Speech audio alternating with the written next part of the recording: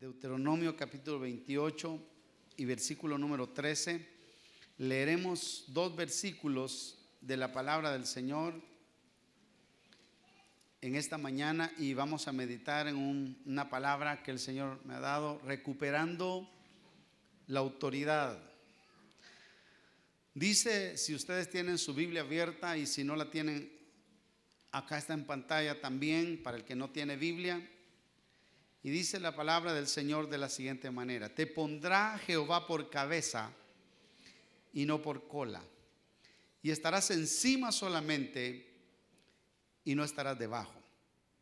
Si obedecieres los mandamientos de Jehová tu Dios, que yo te ordeno hoy, para que los guardes y cumplas, y si no te apartares de todas las palabras que yo te mando hoy, ni a diestra ni a siniestra, para ir tras dioses ajenos y servirlos. Golpe de autoridad. Oí esa expresión hace un tiempo y la investigué un poco, y la palabra golpe de autoridad es utilizada más que todo en el ámbito deportivo. Cuando un equipo de fútbol, por ejemplo, es superior al otro equipo, a los demás equipos del resto de su torneo, de su liga, de su campeonato, y entonces llega un equipo y pasea en el campo del equipo contrario y digamos, y los vence con autoridad, los vence con propiedad, los vence con una hegemonía tremenda. A eso se le llama golpe de autoridad. Hemos oído eso.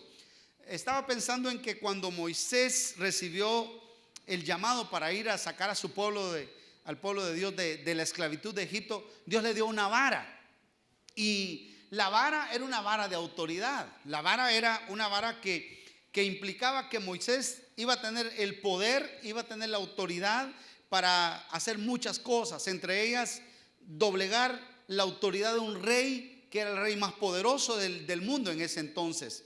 También iba a tener el poder y la autoridad para poder no solamente dominar hombres, sino dominar espíritus, porque él con la vara se tragó las culebras de los encantadores, de los adivinos, con la vara que Dios le había dado. No solamente eso, sino también con la vara él abrió el mar, tocó el mar y el mar se abrió en dos y el pueblo pasó. Es decir, la vara de autoridad le daba capacidad para hacer muchas cosas, para hacer cosas sobrenaturales. Cuando hablamos de la autoridad en nuestros días, yo creo que la autoridad está siendo desafiada. A mi humilde observar, he visto algunas cosas. Por ejemplo, la autoridad de los padres está siendo desafiada todos los días. Miren, hermanos, no me van a dejar mentir, pero los hijos desde chiquititos empiezan a desafiar la autoridad de los padres. Empiezan a querer hacer lo que ellos quieren y no lo que uno dice. ¿Sí o no? ¿Es cierto eso o solo conmigo pasa? Eso pasa con todos los padres, y empiezan desde chiquititos, así las mujaditas, y empiezan a quererlo mandar a uno, a querer dirigirlo. Los padres tenemos muchas veces que hacer fuerza, porque no es fácil. Los hijos quieren dominar, los hijos quieren ganar, quieren tener la autoridad.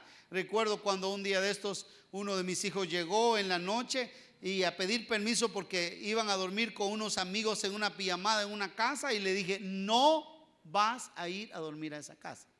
Es una buena casa, una familia preciosa, una familia excelente, pero yo le dije: la política nuestra es no ir a dormir a otra casa los hijos, y no vas a ir, y punto.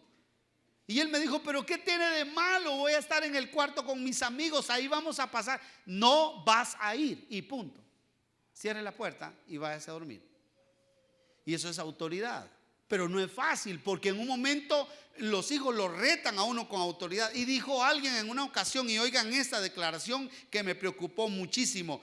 Dice que esta es la primera generación que tiene miedo a sus hijos. Esta es la primera generación donde los padres le tenemos miedo a los hijos, porque los hijos quieren tomar la autoridad en sus manos. Pero no solamente los padres, hemos tenido conflictos con la autoridad de nuestros hijos, sino también las instituciones educativas.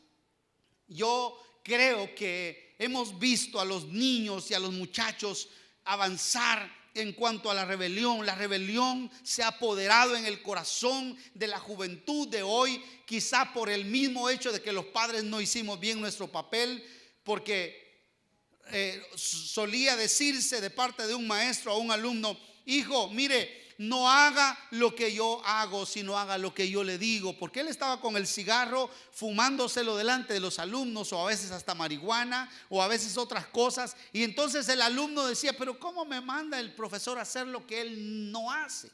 Y esa es una realidad que pasa hoy en día. La solvencia de los profesores no es como para tener autoridad, y por eso los hijos o los alumnos hacen lo que ellos quieren. Ahora, no solamente en las instituciones educativas, yo creo también que en la iglesia. Dijo un hermano muy sabio en una ocasión: los pastores mandan, pero la iglesia no hace lo que ellos dicen. Como que hay también en la iglesia un espíritu de rebelión. No hay un espíritu de sujeción. La gente quiere rebelarse, la gente quiere hacer lo que ellos quieren. Entonces es una realidad. Es una realidad. Y se han estado cambiando los papeles. Yo vi hace unos días un reportaje en la televisión que me llamó la atención, y era un reportaje donde dijeron, lo sacaron de Colombia, así que cuidado con las mujeres colombianas, no se van a ir a casar con una colombiana, porque las colombianas mandan a los hombres. Y oí por ahí: cuidado, hermano Magdiel. Cuidado, hermano Magdiel, ya Magdiel está cerca. Pero dice que el reportaje es que 90 de no sé cuántas mujeres, pero 90% de esa cantidad de personas que hicieron el reportaje mandaban las mujeres y no los hombres. Y no solamente mandaban, sino que maltrataban físicamente a los hombres. Violencia intrafamiliar femenina, ya no masculina, sino femenina. Vamos a hacer la encuesta aquí, ¿qué les parece? Si quieren la hacemos esta mañana, a ver quiénes están siendo maltratados, porque algunos yo los veo con la cara un poco así triste, agachada. No sé, miren a Jorge, por ejemplo. No sé, vean y se van a dar cuenta que los hermanos están así un poco cabizbajos, porque como que las mujeres mandan. Las mujeres dicen: no, aquí yo mando, y usted hace lo que yo digo. Y algunos que se están recién casando están empezando a probar esa realidad. Ahora, esa es la verdad en un estudio que hicieron en Colombia, y esa posiblemente sea la realidad a nivel del mundo entero, que como que las mujeres están mandando. Uno ve esas cosas, los gobiernos ya no tienen autoridad. Los gobiernos ya no están mandando como debería ser. Aún voy a atreverme a decir que la autoridad de Dios está siendo desafiada desde siempre por el diablo, y ahora no solamente por el diablo, sino también por el mundo entero, por la iglesia. Ahora, la Biblia presenta la autoridad como una función importante derivada de la voluntad de Dios. Es decir, si hay voluntad de Dios, hay autoridad. Es decir, porque Dios es el Rey de reyes y Señor de señores. ¿Están de acuerdo conmigo? Entonces Él manda. Acompañen a la hermana, denle un aplauso fuerte al Señor. Él es la autoridad. Ahora, la autoridad es importante desde la perspectiva bíblica, porque sirve para regular cualquier organización, cualquier institución. Sirve para dar orden, para traer paz, sirve para establecer lineamientos, bueno, es un factor muy importante en la vida del ser humano. La autoridad es importantísima desde la perspectiva de Dios y de la perspectiva de la palabra de Dios. Ahora, ¿qué podemos hacer entonces si alguno de nosotros siente que ha perdido autoridad? ¿Qué podemos hacer? ¿Cómo podemos hacer para recuperar esa autoridad? Yo voy a desarrollar 3 principios. Número 1, yo creo que es un asunto de obediencia. Póngame atención a esto. La autoridad es un asunto de obediencia. Si queremos aprender a tener autoridad, tenemos que aprender a obedecer primero. No hay autoridad si no hay obediencia. Y oigan esto. El concepto de obediencia es inseparable de la autoridad. O sea, no puede haber autoridad si no hay obediencia, y no puede haber obediencia si no hay autoridad. Se necesita que estén unidos, estén de la mano. Entonces, por ejemplo, la autoridad de un padre es la obediencia de un hijo. La autoridad de un esposo es la obediencia de una esposa. La autoridad de una madre es la obediencia de un hijo. La autoridad de un pastor es la obediencia de una iglesia. La autoridad de Dios es la obediencia de un pueblo. No hay autoridad si no hay obediencia. La autoridad de un jefe es la obediencia de un pueblo. Ya esas dos cosas van inseparables, van juntas, son inseparables siempre. Ahora, cuando leímos Deuteronomio, la Biblia está hablando, Deuteronomio 28:13, te pondrá Jehová por cabeza. ¿Qué entendemos por cabeza? Cabeza es autoridad. La cabeza es la que dirige, la cabeza es la que va adelante. Y dice, te pondrá Jehová por cabeza y no por cola. ¿Cuántos quieren ser cabeza aquí? Yo quiero ser cabeza. Yo no quiero ser cola. Yo no quiero ser de los que van atrás. Yo no quiero estar donde están los malos olores. Yo quiero estar adelante. Yo quiero estar en adelante. Yo quiero ser cabeza. Yo quiero ser cabeza. Y dice, y te pondrá Jehová por cabeza. Esta es una promesa. ¿Lo creen? Es una promesa del Señor. Dios dice, tú vas a ser cabeza. Tú vas a ser cabeza. Tú vas a ser autoridad. Tú vas a dirigir. Pero hay aquí condiciones. Hay condiciones. No vas a estar debajo, sino vas a estar encima. No debajo, sino encima. Ahora, pero ¿cuál es la condición? Si obedecieres los mandamientos de Jehová tu Dios, que yo te ordeno hoy, para guardarlos y para cumplirlos. Y si no te apartares de todas las palabras que yo te mando hoy, ni a la derecha ni a la izquierda, para ir tras dioses ajenos y servirlos. Entonces, la cabeza habla de autoridad, pero la condición es la obediencia. Si no hay obediencia, no hay autoridad. Yo tengo que obedecer. Yo quiero ser cabeza, pero Dios me dice, yo te voy a poner bien en alto. Yo te voy a levantar bien en alto. Y vas a estar encima. Y vas a dirigir. Y vas a gobernar. Y vas a guiar. Y vas a ser autoridad. Y no vas a ser un esclavo. Y no vas a estar abajo. Y no vas a estar subyugado. Y no vas a estar atrapado. Y no vas a estar destruido en tu identidad. Vas a ser autoridad. Yo quiero ser autoridad. Yo quiero ser autoridad, siempre he deseado ser autoridad, pero para ser autoridad, me dice el Señor, para eso tienes que aprender a obedecer. Y tienes que guardar estrictamente las palabras que yo he dado, dice al pueblo, y ese es también un llamado para nosotros. Ellos debían no solamente aprenderlas, sino practicarlas y obedecerlas.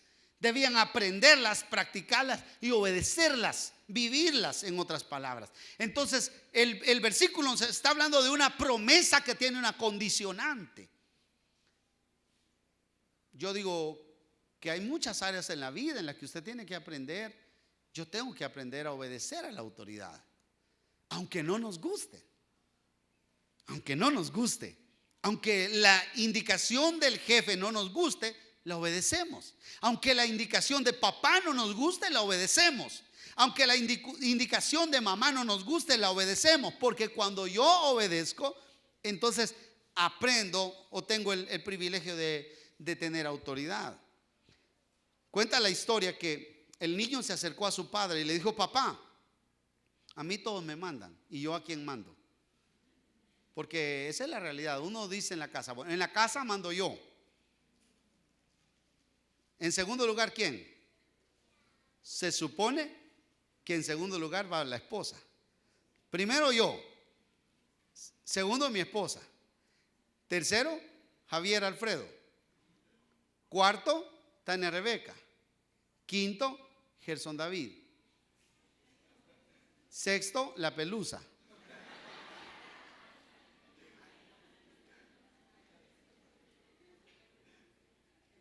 Y Gerson me puede decir: papá, todos mandan a alguien, y yo, ¿a quién mando? A la Pelusa. Y detrás de la Pelusa va a la Jani, y después va Pelusino, porque Pelusino es el último, es el chimpe de todos en la casa. Pero ese es el punto, que hay una cadena de autoridad, y el de arriba tiene la máxima autoridad y luego sigue así en descendencia. Pero todos tienen a alguien. Ahora, el niño dice: papá, ¿y yo a quién mando? Hijo, el problema es que para poder ser autoridad, primero tienes que aprender a obedecer. Y ese es el punto.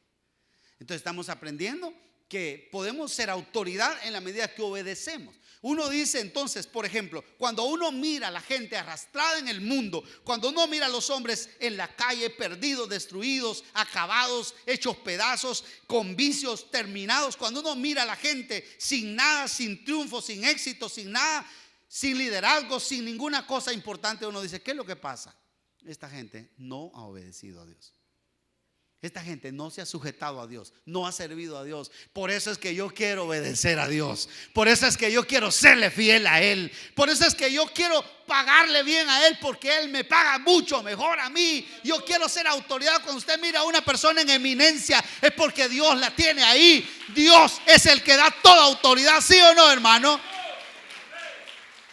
Ninguna persona tiene autoridad solo porque sea buena. Toda autoridad viene de Dios. Toda autoridad viene de Dios como producto de la obediencia. Ese es el principio, sencillo pero muy importante. El ejemplo de Jesús es el ejemplo por excelencia sobre la obediencia y la autoridad. Dice Mateo 28, 18: y Jesús se acercó y habló diciendo: toda potestad me es dada en el cielo y en la tierra. Ahora, toda potestad es autoridad. Toda autoridad me es dada en el cielo y en la tierra. Cuando nosotros vemos a Jesús con autoridad, cuando dice ahí toda, ¿qué significa, hermano? Que no hay nadie que pueda decirle a Jesús: Señor, tú no tienes autoridad. Incluso en una ocasión él estaba enseñando y alguien dijo: Jesús enseña como quien tiene autoridad, porque no enseña como los escribas y los fariseos. Él tenía autoridad, muchísima autoridad, toda autoridad, toda. No había nada que no se pudiera sujetar a él. Pero ¿cuál era la condición? Por lo menos 3 elementos quiero señalar acerca de la autoridad de Jesús. Número 1, que Jesús vivió y enseñó respecto a la obediencia en relación a la palabra en 3 áreas o en 3 esferas. Número 1, Él se sometió en el sentido moral a la palabra. Es decir, que Jesús estaba siempre dispuesto a obedecer lo que la Biblia decía, lo que la ley decía. En ese entonces no estaba el Nuevo Testamento, sino estaba el Antiguo Testamento, pero él se sujetó a las Escrituras de tal manera que él hacía lo que la Biblia decía, no lo que otro decía. ¿Se acuerda? Un ejemplo pero muy apropiado es cuando el diablo llegó al desierto y lo tocó y le dijo: todo esto te daré si postrado me adoras. Y le hizo 4 tentaciones. Y el Señor Jesús en esas 4 tentaciones le respondió con la palabra de Dios y le dijo: no, lo vamos a hacer como está escrito en la palabra, según Deuteronomio capítulo 6 y Deuteronomio capítulo 8. Ahí están las respuestas de Jesús en base a esa tentación que el diablo le hizo. Es decir, Jesús estuvo siempre dispuesto a hacer lo que la Biblia decía, lo que la Escritura decía. Segundo lugar, la autoridad de Jesús está basada en su sumisión a su misión oficial. Él vino a cumplir una misión. Él vino a hacer lo que Dios decía que tenía que hacer. Fue enviado por el Padre y él desde pequeño, a los 12 años, estaba un día en el templo perdido por 3 días. Su papá y su mamá lo buscaban y al fin lo encontraron. Y cuando lo encontraron, le dijeron: ¿qué nos has hecho? ¿Por qué has estado aquí? ¿Por qué te nos has perdido? ¿Por qué te nos has escondido? Y él dijo: no sabían que en los negocios de mi padre me es menester estar. Yo voy a obedecer, yo tengo una misión. Algunos dicen que Jesús no entendía perfectamente su misión en ese momento, o que el conocimiento de su misión fue gradual.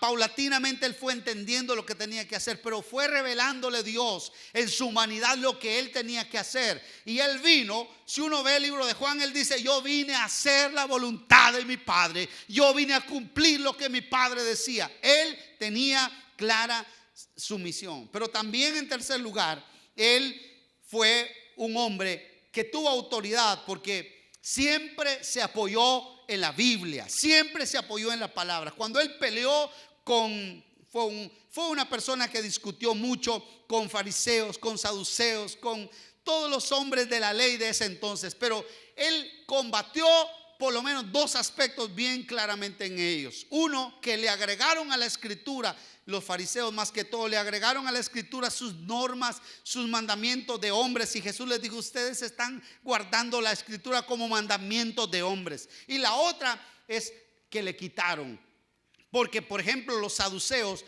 le quitaron la sobrenaturalidad a la escritura y no creyeron en la escritura, y Jesús los combatió. Jesús tenía autoridad porque él estaba bajo autoridad.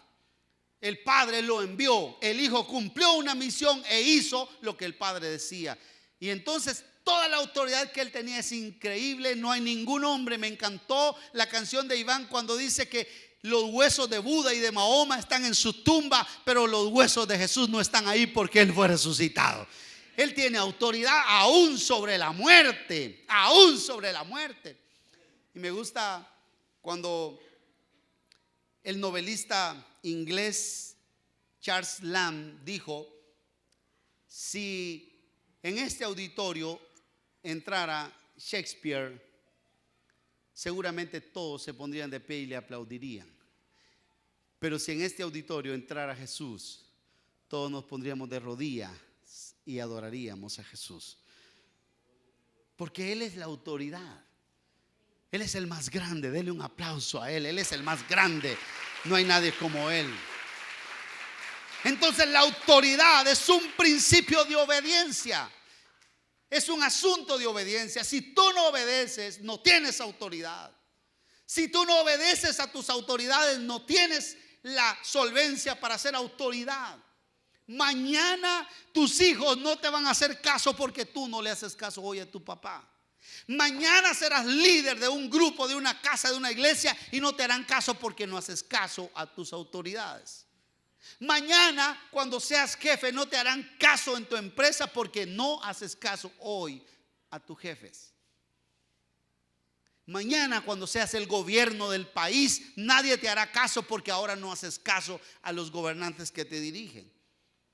Nosotros estamos llamados a ser obedientes. Digámosle a nuestro vecino: intentémoslo, hermano, intentemos ser obedientes, por favor, en el nombre de Jesús. Y si Jesús este día te habla y te dice algo, tienes que obedecer. Segundo principio para recuperar la autoridad. Es un asunto, dijimos, en primer lugar, es un asunto de obediencia. En segundo lugar, es un asunto espiritual. Voy a explicar esto.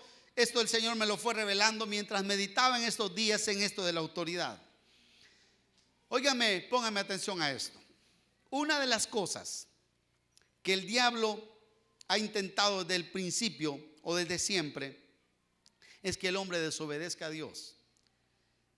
Ahora, si nosotros vamos a la Biblia, en Génesis, por ejemplo, empezó desde ahí. Si usted lee Génesis 3:1, la serpiente que era uno de los animales del huerto del Edén, pero que en ese animal se personificó el diablo, que es la serpiente antigua, que es Satanás. Dice el versículo 1 del capítulo 3: pero la serpiente era astuta más que todos los animales del campo que Jehová Dios había hecho. la cual dijo a la mujer: con que Dios os ha dicho, no comáis de todo árbol del huerto.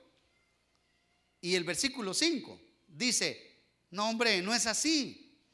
Dios sabe que el día que coman de él, serán abiertos vuestros ojos y seréis como Dios, sabiendo el bien y el mal. Le está diciendo a toda costa, está hablando con la mujer y está diciendo: tienes que desobedecer a Dios. Dios mandó una obediencia, pero tú tienes que desobedecer a Dios. Cuando el diablo hizo esto, Dios le maldijo a la serpiente. Dios maldijo a la serpiente por inducir a la mujer a la desobediencia. Y en Génesis 3:14, y Jehová Dios dijo a la serpiente: por cuanto esto hiciste, maldita serás entre todas las bestias y entre todos los animales del campo. Sobre tu pecho andarás y polvo comerás todos los días de tu vida. Y pondré enemistad entre ti y la mujer, y entre tu simiente y la simiente tuya. Desde ese entonces se establece una guerra entre el diablo y la humanidad, porque el diablo es nuestro enemigo. Yo preguntaba: ¿por qué el diablo es nuestro enemigo? ¿Por qué el diablo es nuestro enemigo? Desde ese momento Dios maldijo a la serpiente y la puso en enemistad con nosotros, y a nosotros con la serpiente. Somos enemigos. Ahora, cuando uno piensa en un enemigo, yo creo que el enemigo no quiere lo mejor para uno. Digamos que yo soy enemigo de la hermana Yaja. La hermana puede hablarme con mucha salamería, con mucha hipocresía, y sabe que si ella me quiere dar matarrata, por ejemplo, venga a comer, mire, yo preparo unas pupusitas muy ricas, venga a comer con nosotros, y le mete un venenito ahí, porque dice: este me las va a pagar, este joven.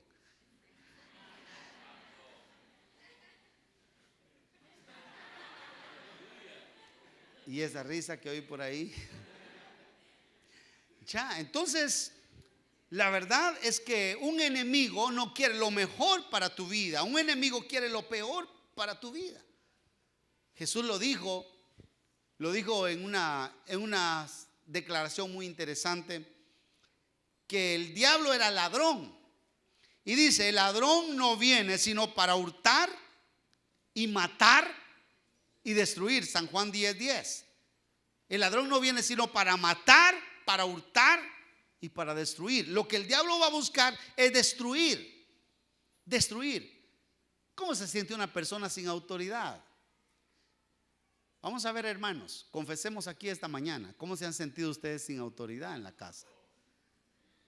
Cuando la mujer le dice: te salís y dormís en el sillón con la pelusa.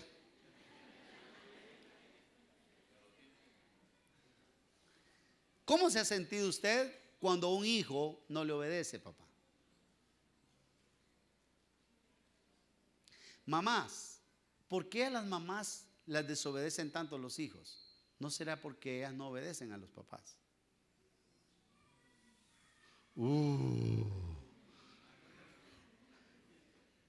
Yo aprendo de vos, mamá, si vos así te portás con mi papá. ¿Cómo se siente uno cuando una persona le desobedece? Se siente muy mal, se siente destruido, se siente sin identidad, porque el diablo eso es lo que quiere. El diablo quiere que no tengas autoridad. El diablo quiere que tú tengas miedo. El diablo quiere que cuando alguien te quiera amenazar, tú te pongas a temblar y te caigas. No quiere que tú tengas la autoridad espiritual de decirle: en el nombre de Jesús te reprendo, porque tú no tienes autoridad sobre mi vida. El que tiene autoridad sobre mi vida se llama Jesucristo de Nazaret.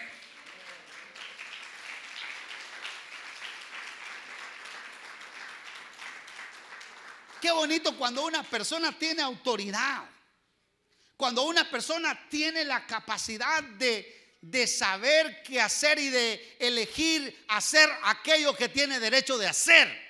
Porque la autoridad es la capacidad o el privilegio de poder hacer algunas cosas que le han sido dadas para hacer. De poder ejercer indicaciones, direcciones sobre ciertas personas o sobre ciertas cosas. Ahora, el diablo no quiere eso. El diablo quiere destruir.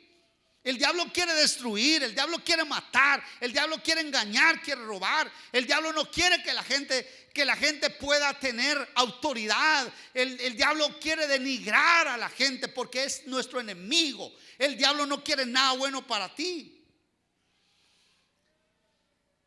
Y yo le preguntaba en mi meditación al Señor, ¿por qué? ¿Por qué, Señor? Me despertó a las 2 de la mañana y yo le dije, ¿por qué, Señor, siempre el diablo intenta destruir al hombre? Si realmente el problema es contigo. En realidad el problema es contigo, no es con nosotros. El problema es con Dios y no es conmigo. ¿Por qué el diablo siempre? Y Dios me dio unas respuestas muy interesantes que yo las escribí. Número 1, porque todo lo que Dios ha hecho en la historia lo hizo por medio de los hombres. Porque Dios no usa extraterrestres, Dios usa a los hombres, Dios usa a los seres humanos, y el diablo sabe que nosotros somos agentes de poder, agentes de autoridad, agentes de bendición, instrumentos en la mano de Dios, y por eso es que Él nos ha dado poder. No nos ha dado poder no nos ha dado cobardía, sino poder y autoridad, dominio propio, dice la palabra. Segunda cosa, porque el hombre es la criatura que Dios usa para contrarrestar las obras del diablo. El diablo levanta a un hombre para usarlo y destruirlo y hacer mal y burlarse de Dios y hacer algo contra Dios. Pero Dios levanta a un hombre para que el hombre exalte a Dios y le pinte la cara al diablo. ¿Cuántos dicen amén? Entonces el hombre es el instrumento de Dios. Pero una tercera cosa es porque todo su amor y creación está diseñado para beneficio de nosotros. Somos los consentidos de Dios, los amados de Dios, los queridos de Dios, los preferidos de Dios. Y Dios dice, todo lo que yo he hecho es para ellos. Es como cuando uno tiene envidia del hermano, porque al hermano, el papá, la mamá, a ellos le dan todo. Se dan cuenta que en las casas siempre, no, es que aquí a la que quieren es a la Tati. No, aquí él es el preferido. No, aquí el Chimpe es el preferido. No, aquí es la Anita la preferida. ¿Ya? Y ellos empiezan a pensar que un hijo es preferido. Aún en la Biblia dice que tenían envidia de José los hermanos porque él era preferido por el padre. Y cuando Dios te ve a ti, yo quiero que oigas esto de parte del Señor en el nombre de Jesús. Cuando Dios te ve a ti, te ve como una persona muy, pero muy especial por encima de toda la creación. Y Él dice, mira, hijo, todo lo que yo he hecho, lo he hecho para ti. Esta creación es para ti. Este universo es para ti. Esta salvación es para ti. Esta gracia es para ti. Este perdón es para ti. Este amor es para ti. ¿Cuántos pueden alabar a Dios esta mañana? Por eso es que el diablo está enojado. Por eso es que el diablo quiere destruir a la gente. Pero también debemos entender que el verdadero odio en el fondo es contra Cristo. Y por eso a los que hacemos equipo con Él, a los que le seguimos a Él, también los va a odiar y los va a querer destruir. Es un asunto espiritual. Entonces el diablo siempre nos va a conducir a la desobediencia, nos va a conducir a no reconocer que Él es el Dios nuestro y servirle. Por eso es que hay tanto drogadicto, tanto pandillero, tanto delincuente, tanta persona en el mundo, tanto homosexual, tanta desviación, la homosexualidad, el lesbianismo, el pecado, la sodomía que se ve ahí en el mundo, la corrupción y todo lo que se ve, es porque el diablo ha llevado a la gente a hacerlo. Dale, metete, dale, no te preocupes. Pero ahí atrás hay alguien que te dice, no lo hagas. Yo sé que siempre va a haber la voz del Espíritu Santo que nos va a estar diciendo, no lo hagas, porque yo tengo algo más especial para ti. Hermano, lo que Dios tiene para nosotros es un asunto muy especial. Entonces, en tercer lugar, recuperar la autoridad es un asunto de práctica. Y hago como una especie de recapitulación en este aspecto. ¿Por qué los hombres hemos perdido la autoridad? Porque no hemos hecho bien nuestro papel como autoridad. La Biblia nos pone a nosotros como cabeza. Y nosotros hemos abusado de la autoridad.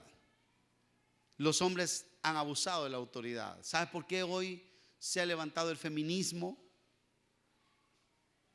Por el machismo, para combatir el machismo. El feminismo es un movimiento no cristiano, no de acuerdo a la voluntad de Dios, que se ha levantado, las dignas, las emélidas, no sé cómo se llaman, mélidas, las eméritas y un montón de movimientos que se han levantado. Esos movimientos no son de Dios. Ese es un movimiento revanchista contra el machismo del hombre que le ha puesto la pata a la mujer en la cabeza. Entonces ahora ellas se han levantado. No, ahora pongámosela a nosotros. Y se la están poniendo. ¿Va solito?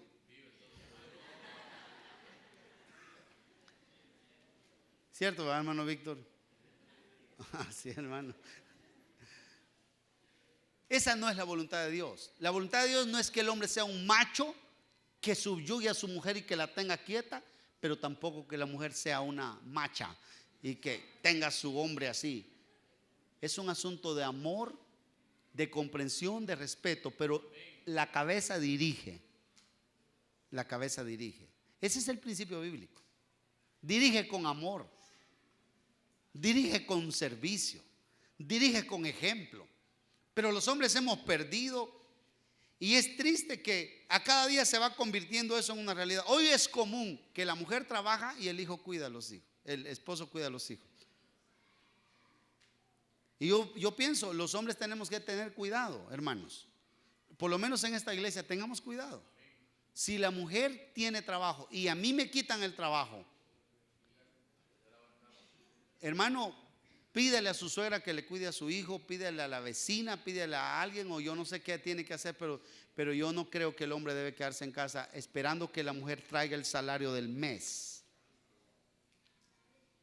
No es correcto. No es correcto. El hombre tiene que tener autoridad. Y ahí, ¿qué autoridad tiene un hombre cuando ella trae el salario? Bueno, vamos a hacer esto, y vos 5 pesos. ¿Te conformás? Y si no, pues que tu mamá te dé. Salud. El hombre tiene que tener, el hombre ha perdido la hombría, la autoridad. Nosotros necesitamos entender eso. Oigan bien lo que dice Efesios capítulo 5 versículo 23. Porque el marido es cabeza de la mujer. Y eso no lo digo yo, no me lo inventé yo. El marido es cabeza de la mujer. Y cabeza no es despotismo, no es abuso de autoridad, no es Donald Trump. Hermano, ¿cómo se llama? El ser cabeza ya explicamos qué es. Porque dice, así como Cristo es cabeza de la iglesia. ¿Y qué es Cristo como cabeza de la iglesia? El cual es su cuerpo y Él es su Salvador. Así que como la iglesia está sujeta a Cristo, así también las casadas lo estén a sus maridos. ¿En qué? En todo. Habla Padre. Santo, habla Padre. Y eso es muy importante. Ahora, ¿por qué los gobiernos ya no tienen autoridad? Porque ellos son corruptos. Casi en todos lados.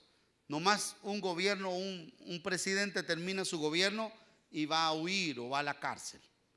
Y eso está siendo de moda hoy. Tristemente aquí en nuestro país estamos viviendo eso. El gobierno recién pasado ya anda huyendo y las mismas palabras que él dijo contra otros, ahora él se las está tragando por su corrupción. ¿Ya? Esa es la realidad. Y así seguramente el que viene y los que vienen van a ser igual, porque ellos han perdido la autoridad y los que pasaron también. Han perdido la autoridad, han perdido el control de las cosas de manera adecuada. Entonces debemos tener autoridad. Yo quiero terminar diciendo 3 áreas en las que debemos procurar la autoridad. La autoridad en relación a lo espiritual. Dice Primera de Pedro 3:1. Asimismo, esposas, sométanse a sus esposos, de modo que si algunos de ellos no creen en la palabra, puedan ser ganados más por el comportamiento de ustedes que por sus palabras, al observar su conducta íntegra y respetuosa. Mire qué interesante esto. El Señor está diciendo aquí: la autoridad espiritual no se logra con autoritarismo. La autoridad espiritual se logra con mansedumbre, con la presencia de Dios. ¿Cuántos dicen amén a eso?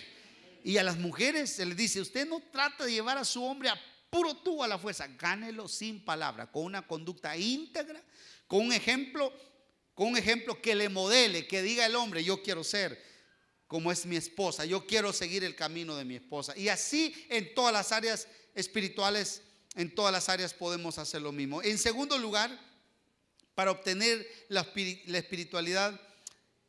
autoridad con relación a las cosas, a lo humano. Si Dios te pone a ti en autoridad, Romanos 13:1 dice: todos deben someterse a las autoridades públicas, pues no hay autoridad que Dios no haya dispuesto. Así que las que existen fueron establecidas por Él. Toda autoridad civil, dice la Biblia, es autoridad puesta por Dios. Toda autoridad es puesta por el Señor y nosotros estamos dispuestos a obedecer.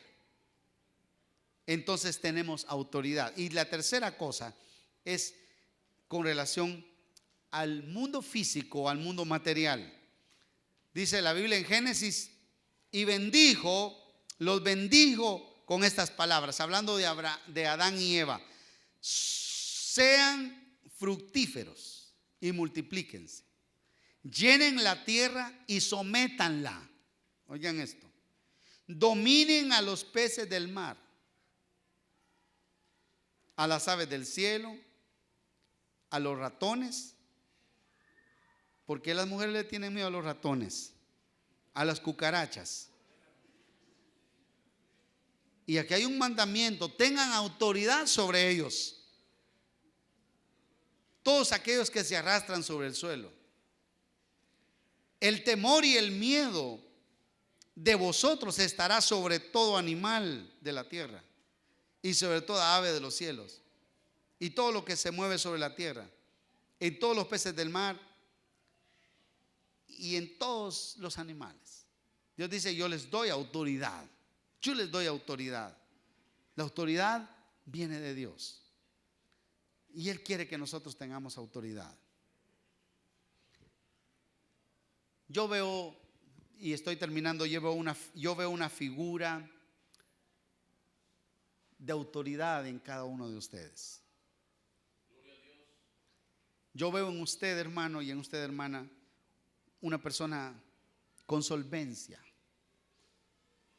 Yo veo una persona que tiene éxito, que está encima de gentes.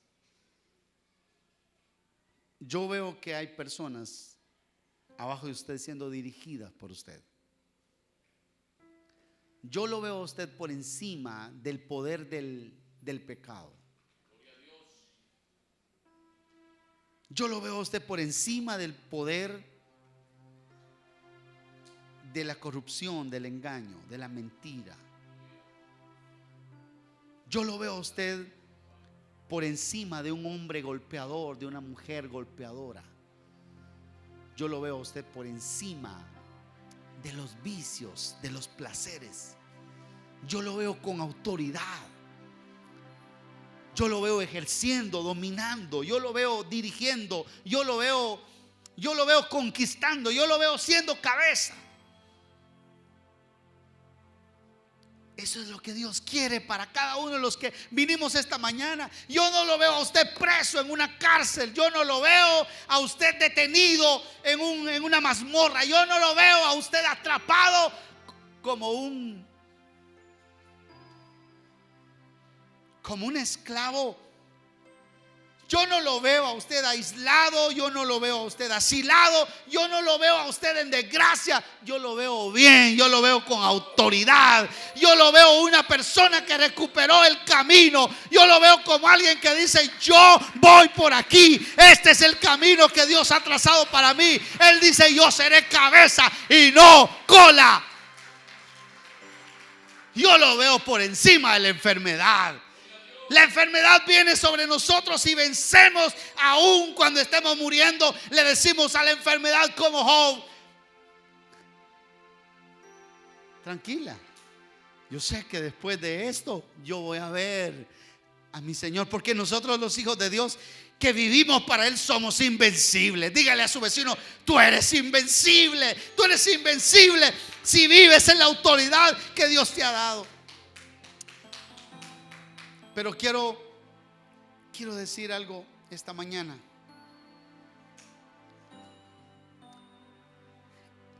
¿Cuántos creen que Jesús es el Señor de señores? ¿Cuántos pueden decir amén? Y esta iglesia cree que Jesús es el Señor de señores.